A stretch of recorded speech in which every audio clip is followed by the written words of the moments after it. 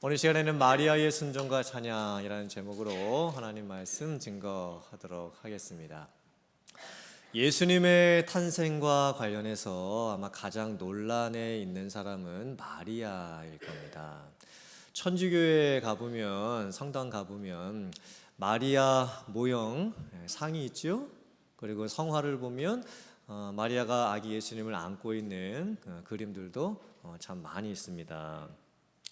천주교에서는 마리아를 그냥 마리아라고 안 부르고 모 마리아라고 부릅니다. 성모 마리아. 예수님을 낳으실 정도가 됐으면 그 어머니 되셨던 마리아가 얼마나 대단했겠는가. 그래서 거룩한 어머니 마리아라고 호칭을 합니다. 그리고 천주교에서는 기도를 할 때도 물론 하나님께 기도를 하겠지만 마리아 그 모형 상 앞에서 마리아를 대상으로 해서 기도를 합니다. 천주교에서는 마리아를요 거의 신적인 수준으로까지 이렇게 올려놨습니다. 그리고 중세 시대 약 1000년을 보내면서 이 로만 캐톨릭 처치 천주교회가 성경에는 없는 마리아에 관련된 너무나 이상한 교리들도 많이 만들어놨습니다. 첫째는 마리아 무오 잉태설. 즉 마리아가 죄 없으신 상태로 태어날 예수님을 잉태하려면 마리아도 죄가 없어야 된다. 그래서 마리아도 죄가 없는 상태로 예수님을 잉태했다라고 그렇게 믿는 거예요. 아니죠. 성경을 보면 성령으로 잉태되셨기 때문에 예수님께서 죄가 없으신 거고, 마리아는 사람으로서 죄가 있는 상태에서 어떻게 마리아가 죄가 없을 수가 있겠습니까? 예수님을 잉태를 한 겁니다. 또 둘째, 마리아 종신 처녀설. 이건 뭐냐면 마리아가 예수님을 낳고 난 이후에도 결혼 안 하고 계속 처녀로 끝까지 있었다라고 보는 거예요. 그러니까 마리아의 그 순결함을 어떻게든 유지하려고 마리아는 이 종신 처녀였다 이렇게 또 주장을 합니다. 아니지요. 성경을 보면 마리아는 예수님 낳고 나도 요셉과 결혼하고 난 후에 다른 자녀들도 계속 낳았습니다. 예수님의 형제들이 있었던 거예요. 세 번째는 마리아 승천설도 있습니다. 마리아도 승천했다라는 거예요. 예수님이 부활 승천하신 이후에 마리아가 죽지 아니하고 하늘로 올려짐을 받았다라고 천주교에서는 믿고 있습니다. 그래서 8월 15일이 성모 승천 대축제일이고, 유럽에서 오스트리아, 그다음에 벨기에, 그리고 폴란드 이런 나라에서는요 그 날이 국가 공휴일입니다. 마리아 승천을 기념을 해가지고. 아니지요. 성경을 보면 마리아는 예수님이 죽으시고 난 후에 제자 요한에게 이렇게 부탁을 받게 되고, 초대교회 전승에 의하면 죽을 때까지 제자 요한이 이 마리아를 돌보았다라고 그렇게 전해지는 겁니다. 왜 천주교에서는 마리아에 관련된 성경에도 있지 않은 이상한 교리들 만들어가지고 그렇게 믿게 하는 걸까요? 왜 신격화를 시키는 걸까요? 마리아를 대상으로 기도까지 하게 하고. 그 이유는 단순합니다. 예수님을 낳으실 정도였으니 그 어머니 마리아는 얼마나 대단했겠는가? 그 이유에서입니다. 그런데 오늘 성경 말씀을 잘 보면요, 마리아는 지극히 평범한 보통의 한 여인이었을 뿐입니다. 그리고 마리아 스스로도 자기 자신을 어떻게 생각을 했냐면 부족한 종, 여종, 비천한 종. 마리아도 자기 자신을 굉장히 낮춥니다. 겸손함을 가지고 있습니다.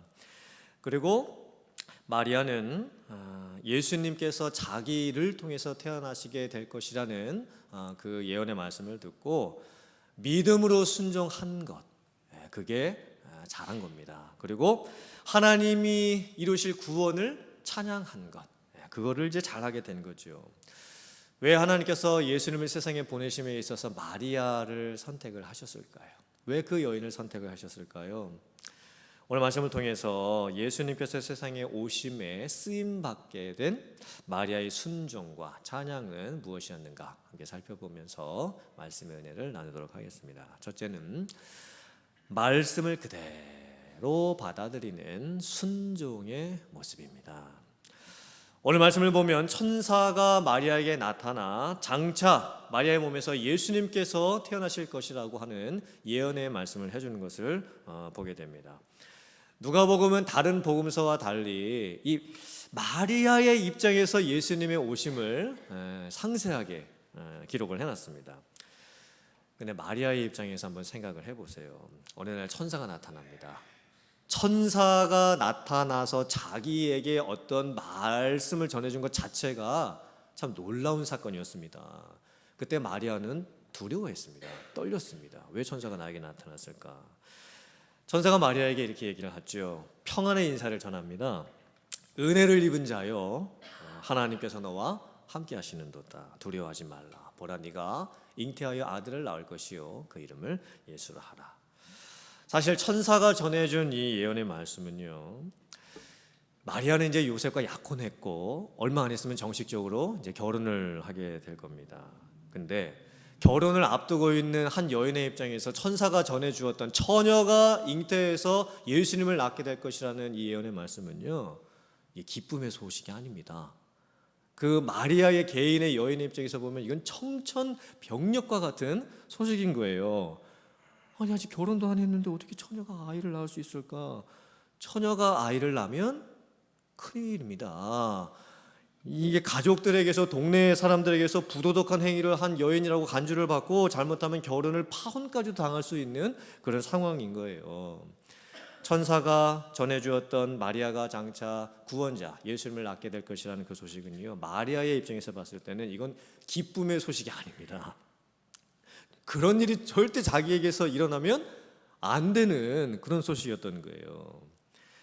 그래서 마리아도 천사가 전해주었던 예수님 수태 그 고지의 예언의 말씀을요, 믿지를 못해요. 그리고 이렇게 얘기를 하죠. 나는 남자를 아직 알지 못하는데 어떻게 그런 일이 나에게 일어날 수가 있습니까? 정말 순수한 인간적인 반응입니다. 그때 천사가 다시 말씀하죠. 성령이 네게 임하실 것이다. 지극히 높으신 이의 능력이 너에게 덮여질 것이다. 그리고 너에게 태어날 그 아기는 장차 하나님의 아들이라 일컬음을 받게 될 것이다. 너의 친척 엘리사벳도 나이가 많아서 임신하지 못함으로 아기를 가지지 못하지 않았느냐. 하지만 하나님의 은혜로 말미암아 아기를 갖게 되었고 이제 벌써 태중에서 6달이나 되었고 하나님의 모든 말씀은 능치 못하심이 없느니라. 그때 이제 비로소 마리아가 믿음의 반항을 이제 하게 됩니다. 누가복음 1장 38절 말씀. 마리아가 이르되 주의 여종이오니 말씀대로 내게 이루어지이다 하며 천사가 떠나가니라. 마리아는요, 자기 자신을 겸손하게 주의 여종으로 고백을 합니다.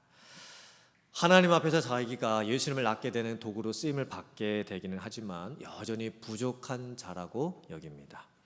마리아 스스로가 내가 이제 예수님을 낳게 될 것이니까 나도 대단한 사람이 될 것이다. 사람들이 나를 우러러보게 될 것이다. 절대 그렇게 마리아 스스로 생각을 하지를 않습니다. 참 겸손한 모습을 보입니다. 그리고 마리아는 이제 믿음으로 반응을 합니다. 인간적인 관점에서 봤을 때는요, 마리아가 아무리 사람의 지혜와 이 지식과 이해력을 가지고 생각을 해봐도 이건 있을 수가 없는 일이에요. 도저히 이렇게 일어날 수가 없는 일입니다. 그리고 그렇게 일어났을 때 자기는 아마도 사람들로부터 손가락질 받고 정죄받고 판단받고 아마 오해받을 거 뻔히 알았던 그런 상황에서도 마리아가 어떻게 고백한다고요? 하나님의 말씀대로 그렇게 이루어질 줄 믿습니다. 이렇게 고백을 하는 거예요. 순종을 하게 됩니다. 하나님의 말씀 그대로 나에게 이루어질 줄 믿습니다. 이게 참 귀한 고백이죠. 이 고백은 예수님을 만났던 베드로도 똑같이 했던 고백이었습니다. 누가복음 5장 5절의 말씀입니다. 시몬이 대답하여 이르되 선생님, 우리들이 밤이 새도록 수고하였으되 잡은 것이 없지만은 뭐에 의지하여? 말씀에 의지하여 내가 그물을 내리리이다 하고. 시몬 베드로는 잔뼈가 굵은 어부였습니다. 전문 고기 잡는 사람이었습니다. 근데 밤새도록 고기를 잡는데 한 마리도 못 잡습니다. 빈배입니다. 이제 아침이 되었습니다. 다 포기하고 이제 집으로 돌아가야 되겠다 생각하고 그물도 이제 다 이제 씻습니다.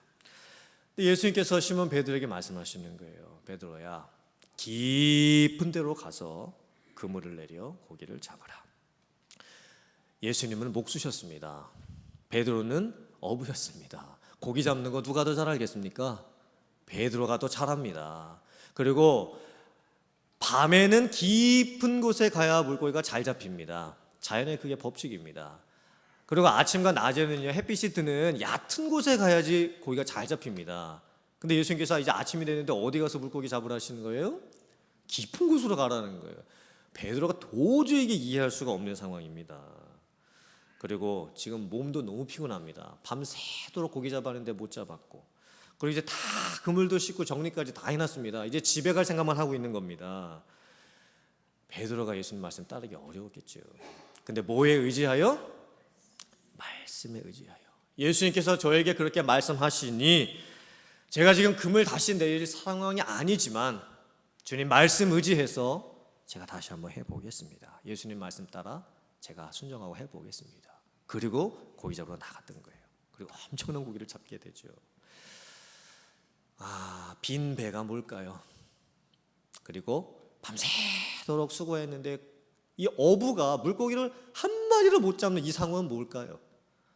이건 뭘 비유하는 겁니까? 우리의 인생입니다. 저와 여러분들의 모습을 비유하고 있는 거예요. 일평생 수고하고 또 노력하고 땀 흘리고 애쓰게 살고는 있지만 여전히 우리 앞에 놓여지는 문제, 고난, 아픔, 절망, 힘든 그런 모습들을 비유를 하고 있는 겁니다. 빈 배, 그리고 이제 씻는 이 그물, 그리고 한 마리로 잡지 못했던 이 빈 손, 이거는 우리의 허무함을 얘기를 해주는 거예요. 인생의 허망한 모습들. 우리의 인생 가운데 내가 아무리 해보려고 해도 잘 안 될 때가 있습니다. 사람의 방법, 내 지혜로 모든 것을 다 동원해 봤는데도 안 될 때가 있습니다. 여전히 내 손은 빈손이고 배는 빈배일 때가 있는 거예요. 이제 우리도 예수님의 말씀에 귀를 기울일 수 있어야 됩니다.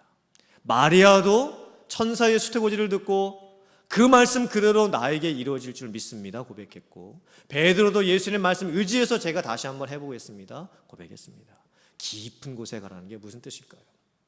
이건 진짜 깊은 물에 가서 고기 잡아봐라 이 말씀을 하는 게 아니겠죠. 이제 네가 너의 인생을 너의 방식대로 지금까지 살았다라고 한다면 이제부터는 새로운 방식으로 하나님의 말씀의 방식으로 한번 살아봐라 이 말씀을 하고 계시는 거예요.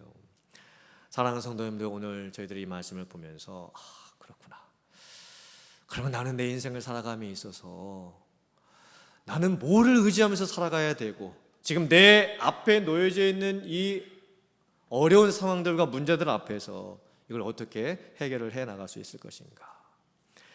주의 말씀대로 그대로 이루어질 줄 믿습니다. 이 고백이 저와 여러분들의 고백이 될 수 있기를 주님의 이름으로 축원합니다. 우리의 생각, 우리의 방법, 우리의 노력으로 아무리 이해해 보려고 해도 안 되고 아무리 노력해 보려고 해도 안 될 그때에 이제 남아있는 방법은 단 하나입니다. 하나님 의지하고 하나님이 내게 주시는 말씀과 약속을 붙들고 행해 보는 겁니다. 우리들의 삶을 한번 돌아봤으면 좋겠습니다. 지금 나는 여전히 내 지식 믿고 있고 내 방법을 믿고 지금 살고 있는가?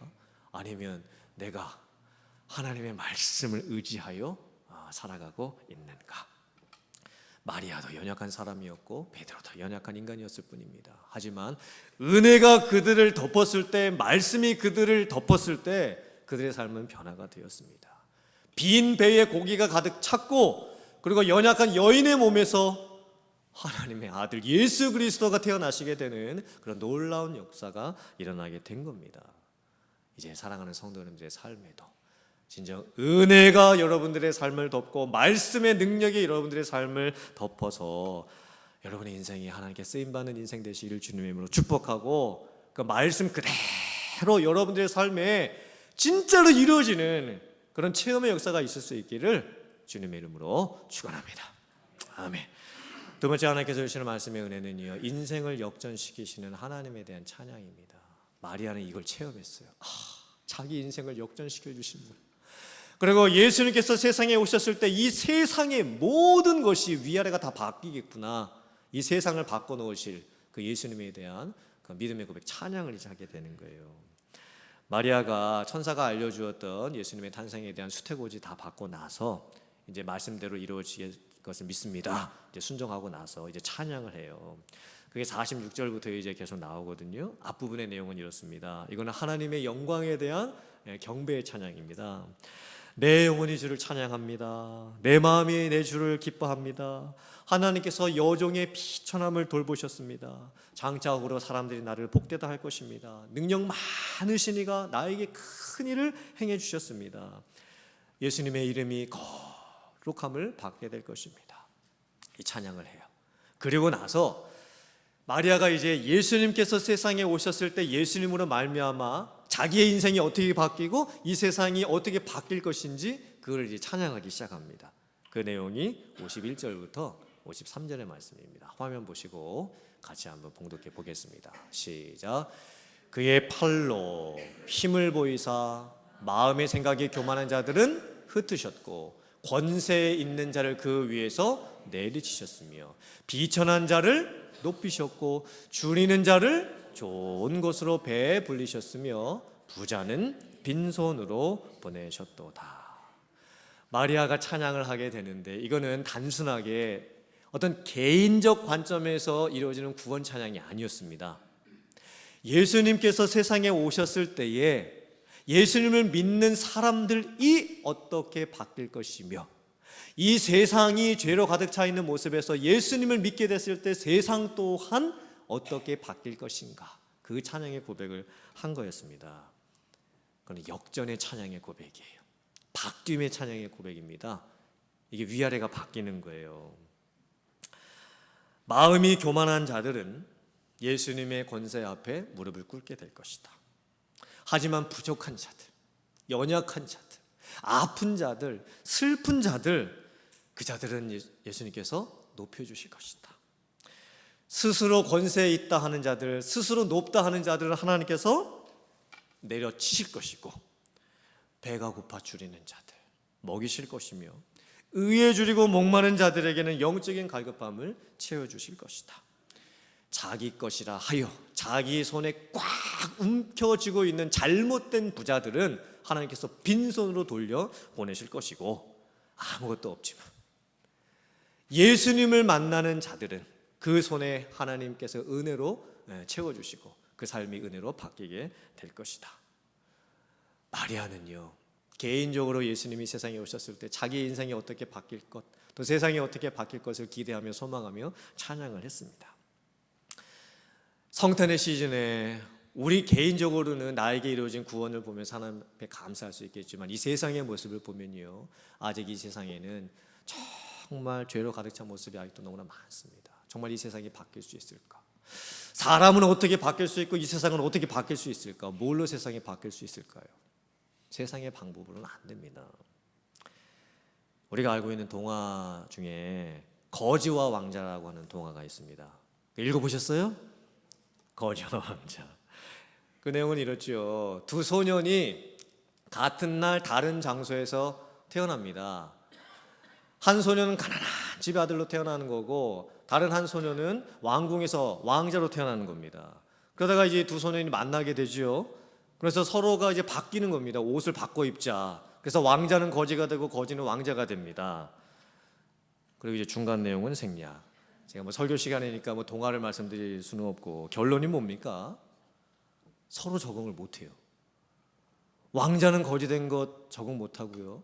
거지도 왕자가 된 것을 적응을 못 합니다. 그래서 결론이 뭐예요? 다 원래의 자리로 돌아가 버리는 거예요.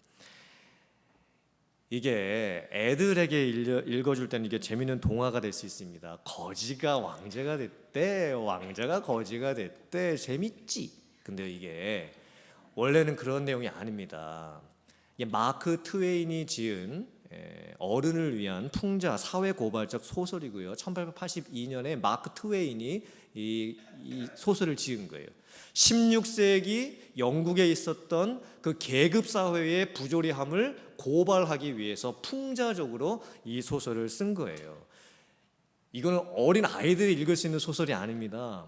굉장히 심각한 내용을 사회 고발적으로 해놓았어요. 이 거지와 왕자라는 이 소설이. 그래서 자본주의 사회에서 인간이 소외되고 있는 현실을 고발하고 이 세상에 존재하고는 이 계급 구조 간의 이 모습들, 이것을 고발하는 내용이 바로 이 내용인 거예요.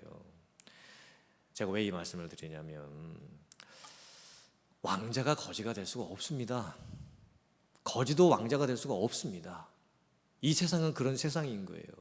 그런데 예수 그리스도의 오심을 묵상을 해볼 때 예수 그리스도의 세상에 오심, 이 성육신 사건은 참 놀라운 사건입니다. 엄청난 사건입니다. 한번 생각해 보세요. 하나님이셨던 예수님께서 어떻게 사람의 몸을 입고 이 세상에 오실 수가 있으셨을까요? 예수님은 왕 중에 왕이셨습니다. 근데 그 왕 중에 왕이 세상에 태어날 때에 어떻게 그 비천한 한 여인 마리아의 몸에서 태어나실 수가 있을까요? 그리고 태어나는 그 날 마국간 말구유에 누이실 수가 있을까요? 그러고 예수님은 죽으셨습니다. 십자가에서 죽으셨습니다. 그렇게까지 낮아지신 거예요.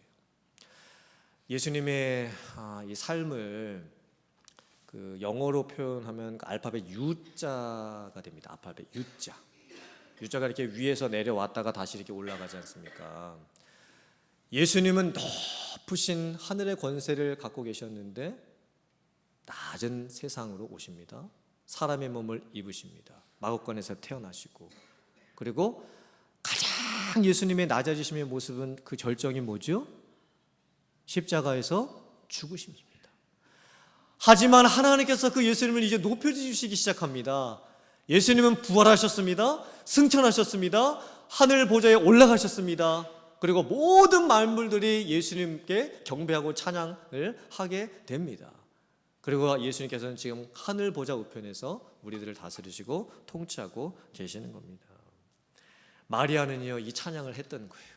자기에게 이루어질 구원으로 말미암아 자기의 인생이 어떻게 역전이 될 것인가, 위아래가 바뀔 것인가, 그리고 도무지 세상의 방법으로 바뀌지 않는 이 세상이 예수님의 오심으로 인하여서 어떻게 바뀔 수 있을 것인가, 예수님을 만난 인생들이 어떻게 예수님을 통해서 구원받고 변화될 것인가, 그 소망이 너무 컸습니다. 이 세상을 바라보면서 이 세상에 임할 예수님으로 말미암는 그 통치의 모습을 보면서 마리아는 찬양을 했던 거예요.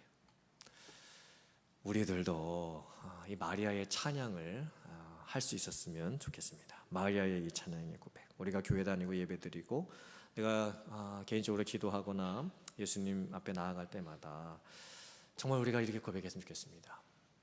제가 이렇게 한 문장 한 문장 말씀드릴 때 맞습니다, 정말 그렇습니다 라고 이렇게 동의가 되시면 아멘 이렇게 반응을 해주셨으면 좋겠습니다. 예수님을 만난 그 인생은 예수님으로 말미암아 역전되고 바뀌어지는 줄 믿습니다. 내 인생의 역전의 드라마가 지금도 새롭게 쓰여지고 있는 줄 믿습니다. 예수님께서 죄인을 높여 의롭다함을 받는 자로 삼아 주셨습니다. 벌레만도 못한 내 인생을 바꾸셔서 하나님의 자녀된 축복과 권세를 허락해 주셨습니다. 내 마음의 상처와 아픔, 슬픔, 눈물을 다 씻겨주시고 세상에 줄 수 없는 참된 기쁨과 감사를 허락해 주셨습니다. 아멘이십니까? 이 마리아의 찬양의 고백이 우리의 찬양의 고백이 되기를 원합니다. 크리스마스 시즌을 보내면서 성탄주의를 앞두고서 예수님이 세상에 오셨다라고 하는 이 성육신의 신비로움을 저희들이 깊게 묵상을 하고 예수님으로 말미암는, 예수님의 오심으로 말미암는 기쁨과 감사가 넘쳐나는 성도님들 되시기를 바라고, 이 성탄을 통해서 예수님의 오심을 통해서 나의 인생이 바뀌었을 뿐만이 아니라 이 세상도 하나님의 나라로 바뀌어질 것을 소망하면서 성탄의 깊은 의미를 묵상하며 살아가는 성도님들 다 되실 수 있기를 주님의 이름으로 축원합니다. 아멘.